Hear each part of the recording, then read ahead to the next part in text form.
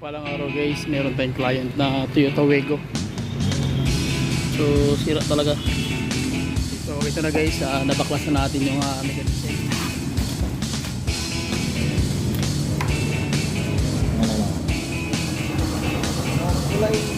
Top coat na siya.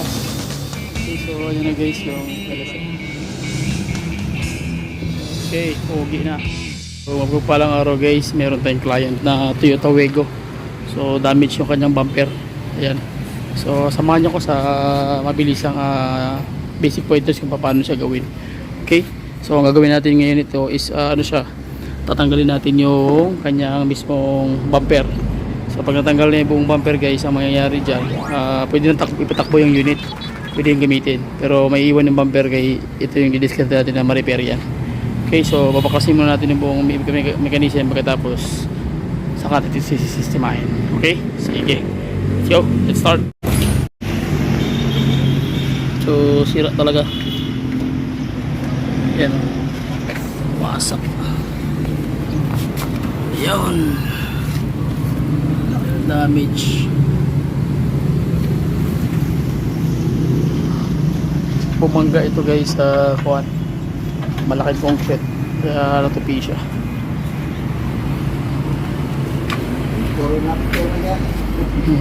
Yan, tulad yung ano. So balik tayo pag natanggal na natin yung buong mechanism. Dapat ganito forma nya. Yan o. Yan. Si Sir Bubong ang ating birador. Okay, so ito na guys, nabaklasan natin yung mechanism. So ayan na siya, so tatanggalin nila yung ano. So ayan na yung itsura nya. Yun. Wasak. So wasak talaga. Ayan. Wasak talaga siya. Okay. Ayan. So tingnan natin yung itsura. So ito na yung itsura ng Toyota Wego. Open, nakita na yung kanyang laman loob. Ayan. So grabe talaga yung ano, grugi. Okay, so gawin natin, repair natin din. So kaya na guys, sistema. Simple lang siyang tingnan. Bibot chulukoy. Nalang. Ano? Ayan guys, ito yung kanyang radiator grills. Ayan. So, kasag din. Okay, sige. So, gagawin natin to, lilinisan natin, tapos i-repair na natin guys para mabalik na sa original yung kanyang mechanism. Okay? Sige. Ito na yung kanyang bumper guys. Kung makikita nyo, talagang basag o balik yung kanyang sa ilalim. Ayan, kita nyo malalaki yung crack. So ang gagawin natin dyan, i-assemble natin, pubuuhin natin. So ang gagawin natin dito guys, gagamit tayo ng mga clip para mabuo at hindi na maghihiwalay.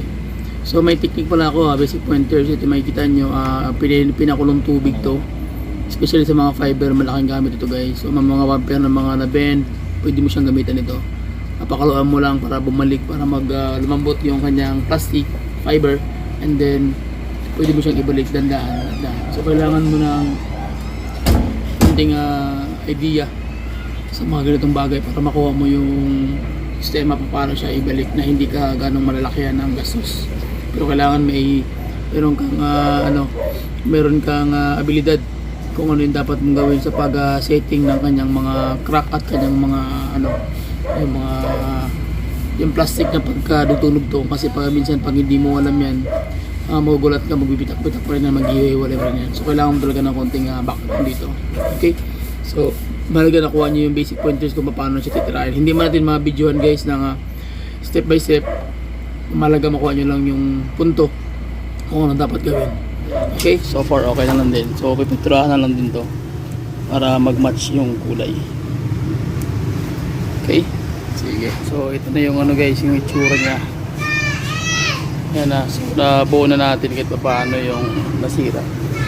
Ngayon gagawin na ito ngayon mamaya, pipinturahan na lang ito mamaya guys. Ayan. So nabalik na natin sa forma. Okay, so wala na yung ano, yung tupi-tupi. Tsaka yung window grills niya.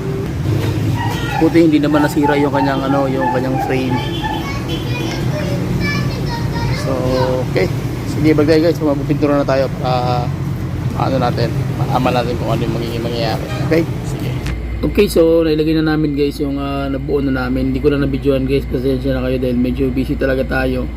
So makuha nyo lang yung basic pointers, yun lang naman ang mahalaga dito guys, ang pinakapunto. So ginawa namin, nabuo na namin yung mechanism niya.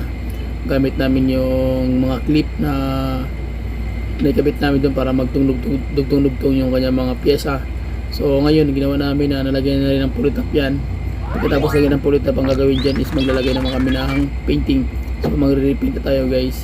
So under na sa preparation nito para dire-diretso na yung tira. Okay, so yun mga basic pointers. Okay, so dako na tayo sa painting. So bago kayo magpipaint, kailangan ang material sa gagamitin nyo is yung mag-aakma talaga guys sa kanyang pintura. Huwag kayo gagamit ng mamurahing mga brand, especially yung pang-ordinary lang, kasi yung unit is Toyota Wego, medyo high-end ito, high-end pa siya, hindi pa siya kumbaga behind sa mga bago ngayong Wego. So ang gagawin pintura guys, kailangan yung 2K na brand, yung pinakamahal.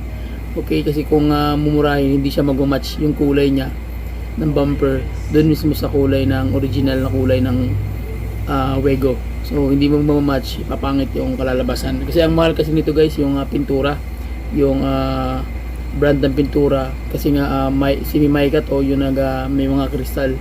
So kailangan yung pintura na gagamitin mo kasing halaga din ng pintura na original, para once na nakabit mo na yung tawag yan, yung bumper, magmamatch talaga yung kulay, hindi siya maglalayo. So yun ang mahalaga dito guys. Okay, so yun ang mga basic pointers pag bili kayo ng pintura. Dahil nung nakaraan na meron akong client na sinunod natin yung gusto ng customer, nakatipindi sa kanyang budget. So yung pintura na binili nila sila mismo nagbili dahil meron nga daw sila kakilala. Ang problema ngayon, pag gamit na namin hindi talaga siya nagmatch. So hindi na natin kasalanan yun, sapagkat kasalanan na nila yun sapagkat nga sila ang pumili ng gusto nilang pintura. Although may sample naman ng kulay, pero hindi mo talaga makukuha yung tamang matching. So binabayaran kasi dito guys, hindi yung liit o laki ng trabaho, kundi yung abilidad kung paano mo siya imimix na magtutugma yung kulay mismo doon sa original niya na kulay. So yan ang very critical. Tulad makita nyo naman yung kulay nito, so dapat ganun din talaga yung kulay niya. Okay, so ayan na guys yung tira. Yan na, tanggal na yung cover.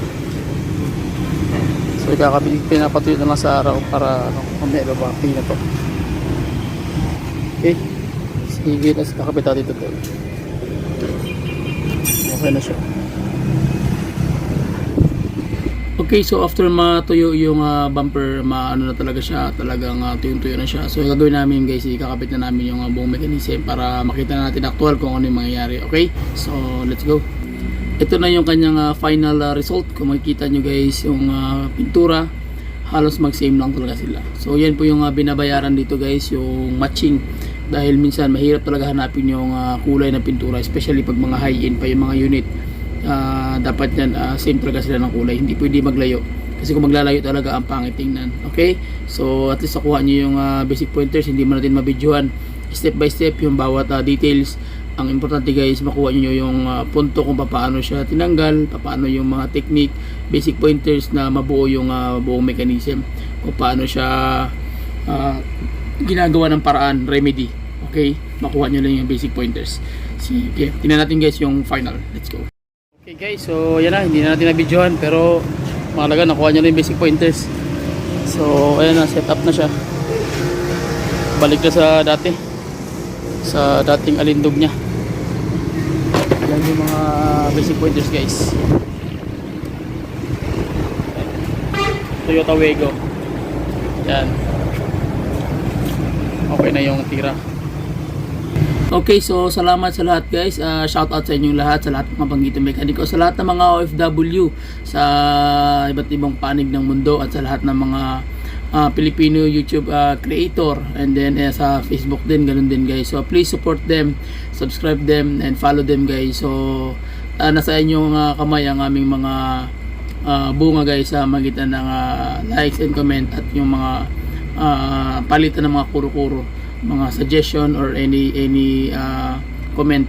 So God bless sa inyo lahat guys, shout out sa lahat ng mga OFW, sa lahat ng mga banggitan mekaniko, sa lahat ng mga mekaniko, sa lahat ng mga unit owner at mga DIY. So God bless, please subscribe to my YouTube channel, comment down below, bye bye and God bless.